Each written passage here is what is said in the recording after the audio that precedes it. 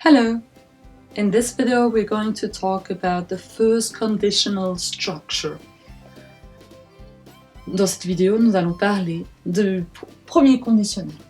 On dit premier conditionnel, en fait il y a 4 différentes structures du conditionnel en anglais. There are 4 different structures in English. In this video we're going to look at the first one, the first conditional. But you have the zero conditional, the second conditional, and the third conditional as well. Donc nous avons le conditionnel 0, le premier conditionnel, le deuxième conditionnel et le troisième conditionnel. On verra ces différentes structures dans d'autres vidéos. Dans cette vidéo, on va se focaliser sur le first conditional, le premier conditionnel. Donc le first conditional is used to talk about the possible result of an action in the future. Il nous permet de parler d'un résultat possible d'une action dans le futur. Donc c'est quelque chose de vraiment très probable. On verra que le deuxième, troisième conditionnel, ils sont beaucoup plus improbables, voire impossibles par rapport à celui-là.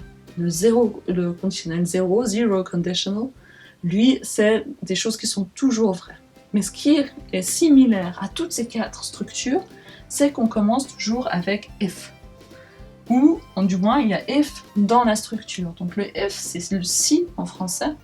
Donc c'est toutes les structures où on utilise if. Donc ça marche toujours pareil. On a if, then the condition. On va la mettre en bleu, comme ça vous voyez bien. The condition, la condition, pour qu'arrive un résultat. Et le résultat, donc là on a une virgule dans cette structure-là. Et après, le résultat, on va le mettre en orange. Donc la condition s'écrit au present simple.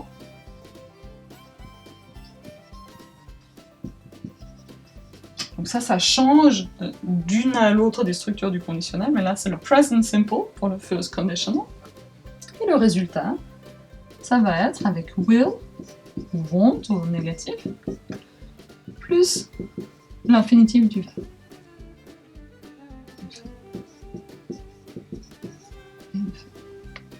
Okay. On pourrait aussi inverser cette structure, avoir le résultat avant et après le si et la condition. Ça ne changerait rien. On aurait par exemple le résultat en orange, the result, et après on aurait le if, et directement la condition. Là on n'a pas de virgule dans cette structure. On va voir un exemple des deux.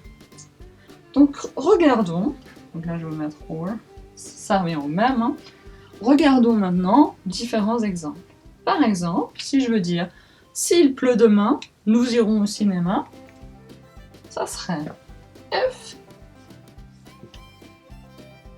la condition au présent, it rains tomorrow, virgule, on va aller au cinéma, we will go to the cinema.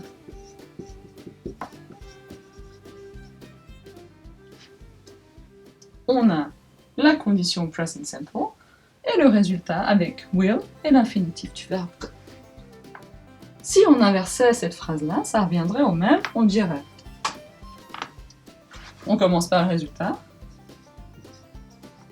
We will go to the cinema. Et on enchaîne directement. If it rains tomorrow.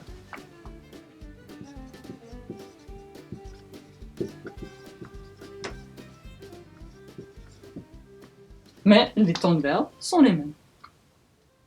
Imaginons une autre phrase, peut-être avec du négatif. On pourrait dire... alors, mettons tout au négatif. Si il n'y a pas de soleil demain, nous n'irons pas à la plage. If it isn't sunny tomorrow, virgule.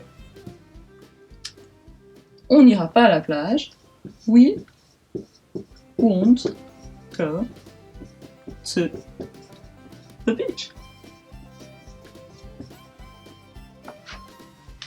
Si il n'y a pas de soleil demain, nous n'irons pas à la plage. Avec d'autres verbes que le verbe être, on pourrait avoir par exemple « Si tu ne dors pas assez ce soir », if you don't sleep enough tonight, eh ben, tu seras fatigué demain. Virgule. You will be tired tomorrow.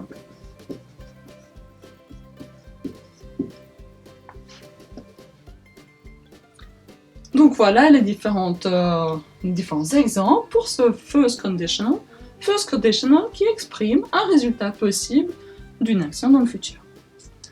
Donc à bientôt dans d'autres vidéos pour voir comment fonctionnent les autres structures du conditionnel. Goodbye!